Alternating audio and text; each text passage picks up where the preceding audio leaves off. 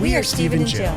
Together, we've been buying and reselling land since the 90s. Our data-centric approach leaves our buyers asking, how can you sell it so cheap? Here on the Land Academy Show, We answer that and more. I'm Stephen Jack Butala. and I'm Jill DeWit, and this is the Land Academy Show. This is episode number 2091. Today's topic, well, it's Wednesday. And in a series all week, the series is called How to Flip a House Without Renovation in 2025. This is step 3. Step 3 of 5. Jill's going to talk about establishing a relationship with the homeowners who contact you regarding your offer. Thank you.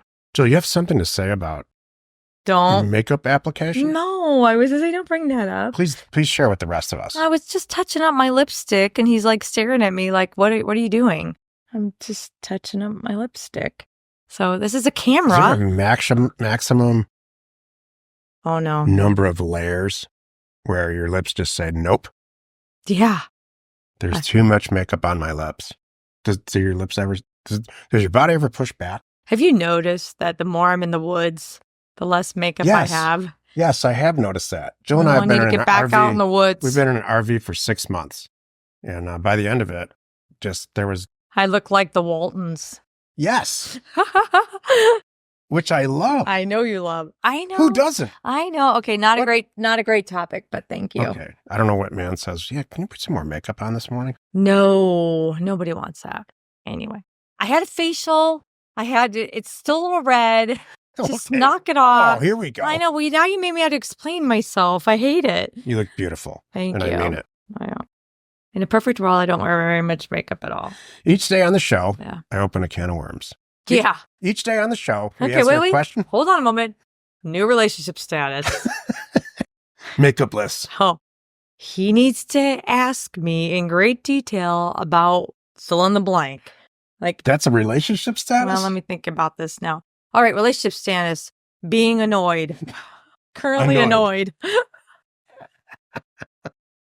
That's my relationship status today. He's still talking. Was yesterday. Today, currently annoyed.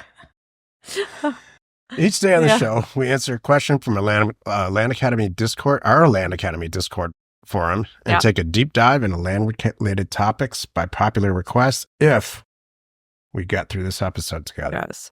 Mark wrote, "Hi, I am new to using DataTree to pull data via Land Academy's 3.0 approach, and I like DataTree, but before becoming a Land Academy member, I used Priced for data, not for pricing a mailer." Whew. Okay. And one thing I liked is that you could filter just sites with frontage and access. For those using DataTree for mailer data, how are you filtering sites that have no frontage or access? I'm asking not because I'm against inquiring these, but if I am pricing a mailer based on recent active and sold comps, then sending a price to an owner with a site with no access is not going to be good purchase price, even at 25% of the active/sold comps. Do you just send to everyone anyway and retrade if you get a response from an owner of a site with no access? Or how can you filter access versus no access sites? Thanks in advance. Okay, can I just say a couple things? Number one is, what the heck is wrong with physical access by itself? I'm good with that. And what the heck is wrong with legal access by itself? Sometimes I'm good with that too.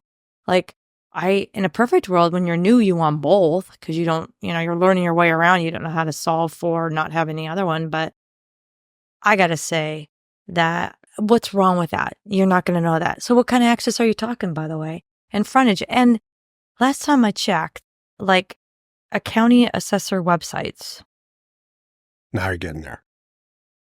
that's not important to them. Correct.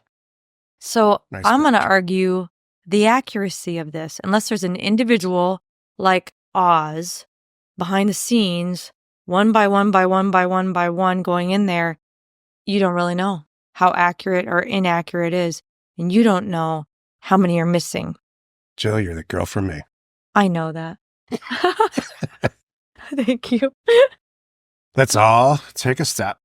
Yeah. 3 steps back. We're going to erase the whiteboard, take 3 steps back, and ask ourselves some philosophical questions about the data that we all use every week to do mailers and look at real estate. We all use it. If you're looking at Zillow just for fun because you're house shopping, you're looking at real estate data. So this data, no matter how you use it, comes from a few places, all of it. Number one, the most important and prevalent place is from each county's assessor.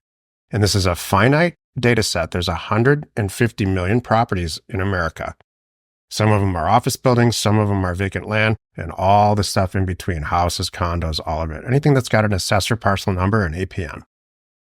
There are 3,144 counties and parishes, taxing authorities, let's call them, in the country. So now we're taking a few steps closer to that whiteboard and writing some numbers down so we can get our arms all the way around this. It's not infinite.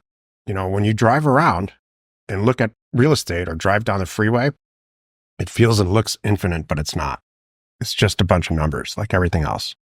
The assessor creates a data set in their database so that they can analyze the value of what a piece of property, each APN in their jurisdiction is valued, how it's valued, and then sends it to the treasurer. And the treasurer taxes it, assigns a tax dollar amount, the property tax amount, and sends the homeowners a bill, the landowner, the property owners, so they pay their taxes. That's it. Now, Jill says, does the assessor care if it's got access or not? No, because it's going to reduce the value. The assessor only cares about certain stuff like how many bedrooms is it, how big is it, how many square feet is it rural vacant land? Is it rural vacant land that will never be built on because it's wet? Those things affect value. What doesn't affect value is access. You know what? Oh, sorry. Go ahead, finish your thing, and I have a comment. So you can see how my relationship goes. I have about 30 seconds to talk, and then Jill's like, well, now let's talk about something else. I have something to add to this. Keep going, and then I'm going to add my thoughts. Fast forward to 2024. When we look at real estate data in the form of Zillow or Realtor.com or even in DataTree, there's other APIs feeding it because there's other pertinent stuff going on. And most specifically, we're not now just looking at the piece of property like the assessor does. We're looking at the person who owns the property and their relationship. Like that person might have great credit or not great credit. That person might have a mortgage associated with themselves in that property. So it becomes the relationship between the real estate and the person. Now that's coming into play. Even more so now is frontage and access and all kinds of things like that. There are no easy buttons in separating things in and out of this data. And the real reason is that an assessor in Arkansas is going to look at their property and what matters way different than they will in, let's say, Alaska. So you can't just say a property doesn't have frontage or access based on some AI algorithm that says it doesn't have a driveway. Well, here's my thing. I'm sitting here trying to wrap my head around we may or may not know team priced as former Land Academy members. FYI. Those guys were Land Academy members. Yes. So I know them. I'm thinking, what might they be using to call it access or frontage? And you know what I just thought about? I wonder if they're just picking up something. I wonder if they're calling it that, because there's an easy button behind there. And the easiest way I can think of, and you'll see the flaw in this in a second, is anything that's been assigned an address. Maybe they're associating a street address with access.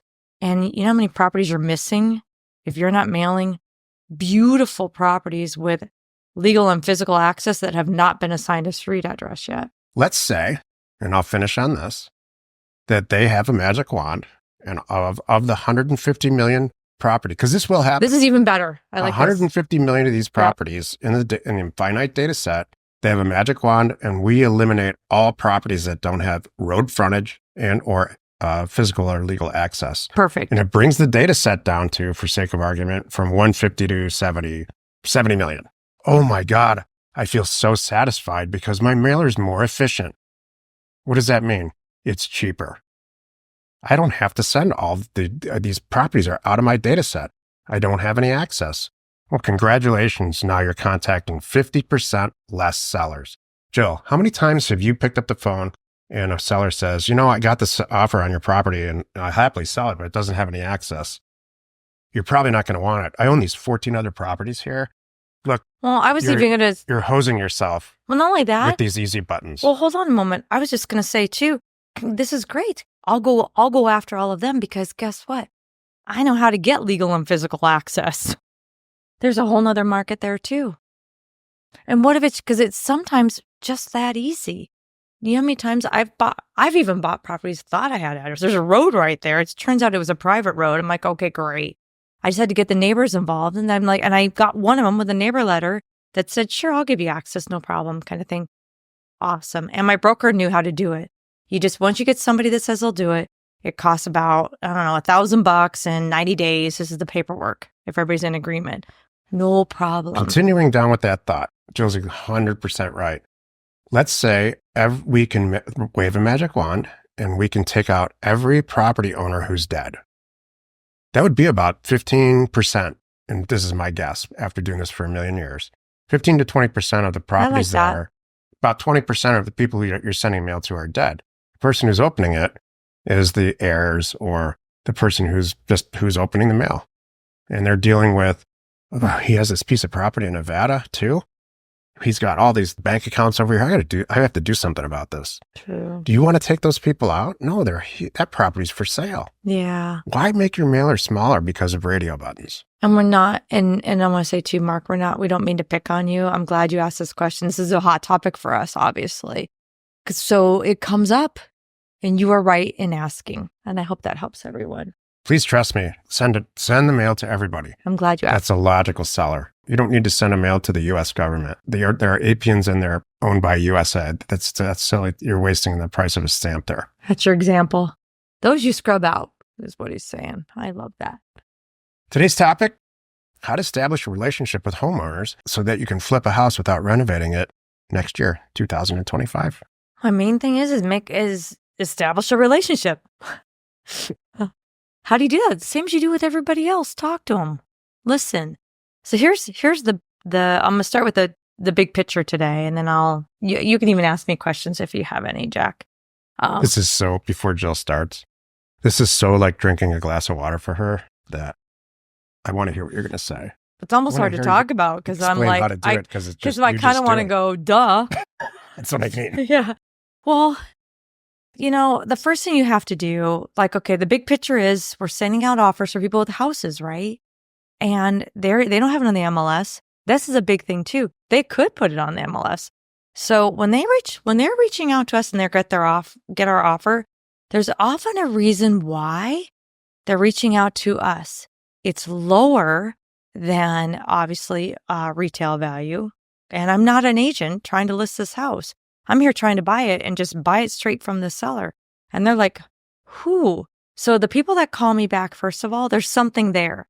They too don't want to sell it, we'll call it the traditional way, by calling the local agent, listing it, cleaning it up, having an open house, maybe having to renovate the kitchen, maybe have to, do a lot of work to it, maybe just clean the thing up, or wait that length of time. There's all kinds of things that go on when they go that path. So the first thing is I'm already winning. I've already won that they picked up the phone and called me and they are on the same page with me. So that's huge. So I come at it like that, like, hey, what's going on? So my first thing is, thank you so much for calling. I'm glad you got my letter about selling. I would like to buy your house on 123 Main Street. Hey, tell me what's your situation and why are you going to sell right now? And let it start from there. Let them explain that my husband lost a job. Our kids are gone. It's perfect timing. You haven't driven by this? This area is whatever. I know my yard. My yard is ugly, and I know my garage doesn't work, and you haven't even seen the backyard yet. Kind of thing. And so you have to let them talk, understand where they're coming from, and be super compassionate. So that's a lot of it too. So many of these people, they are relieved that someone wants to buy their house in its current condition and give them cash and close really fast. So I always think about that. This is why we're doing this. This is why I'm making it so convenient. I'm making this so convenient for you. You don't have to do any of that crap. I don't care what it looks like. Walk away. It's totally fine. I will deal with it. So it's like a couple parts. It's listening, compassion, and making it easy for them and doing all the work. Let's put it that way. Those what you do. But right out of the gate, today's about the relationship. And you got to let them talk. And you have to listen to them. We are price obsessed. We're all in the real estate business. We should be. We're here to make money. The people who are responding to your correspondence, your mailer, or your phone call, or whatever it ends up being, are circumstance obsessed with whatever's happening in their life right now, and they want to check this off their list. Right. Usually it's a wife managing the changes of whatever's happening. The relationship comes into part here. Stuff goes wrong in real estate deals, starting with the price. And so if you have a relationship with somebody and things start going sideways, geez, we've seen it all. The escrow agent stops answering the phone and you're supposed to close tomorrow. Whoever's involved in it, all kinds of things can happen. You get a terrible inspection. The foundation of the house is completely shot and it needs to be replaced. Well, of course, the numbers that you've been talking about since you started doing the deal, they don't apply anymore. You have to adjust it. And maybe the seller even knew that. It may or may not change. Maybe that's why she wants to do a deal with you. If you have a relationship, I don't mean a 30-hour phone call relationship. I just mean I like talking to Jill when she calls.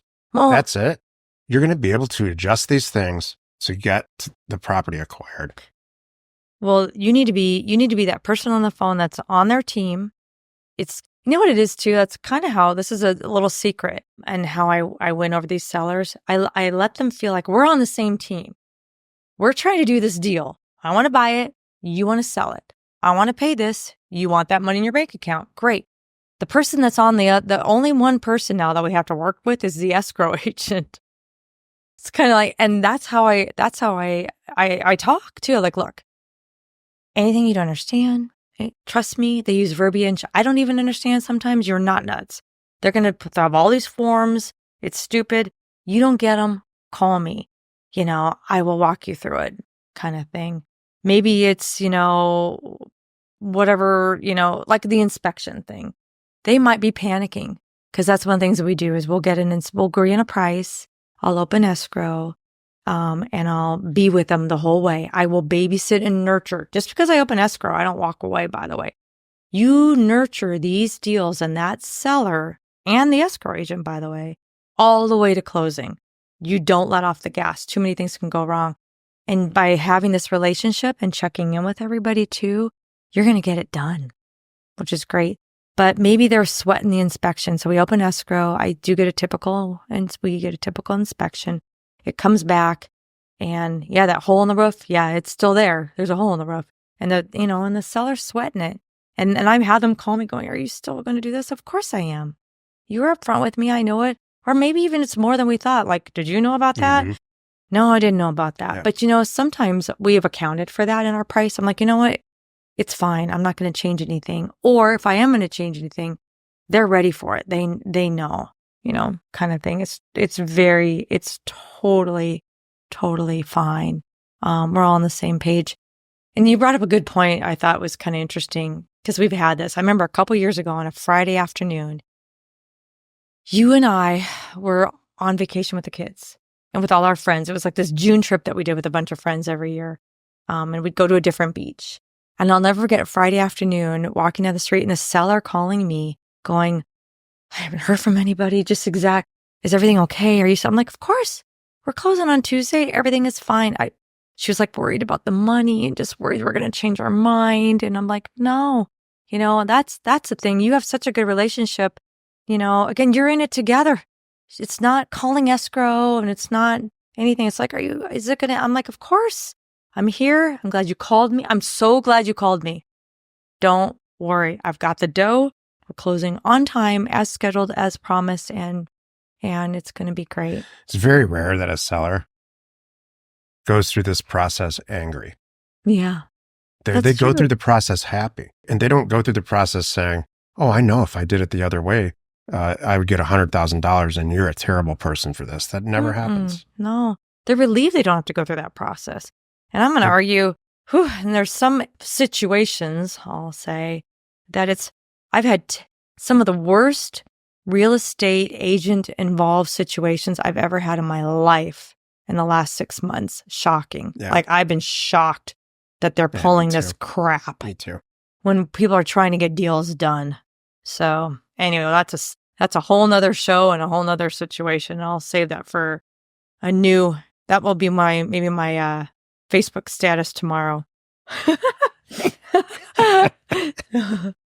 But join us tomorrow, and we're going to discuss a different topic here. Okay. We're going to review and price how we review and price a house for acquisition, and then purchase the ones that fit our criteria. So a bunch of properties come back, we look at them. We don't buy all of them for a lot of reasons. We'll talk about that. You shut down Jill venting. That's good. You are not alone in your real estate ambition. We are Jack and Jill. Information and inspiration to buy undervalued property. Or irritation. We hope you found our content valuable, and we appreciate your support. If you have not already, please check out our channel and hit the subscribe button. And your comments and suggestions help us to create the content you're here for. Hitting the like button helps to support our channel's algorithm and gauge your interest for future shows.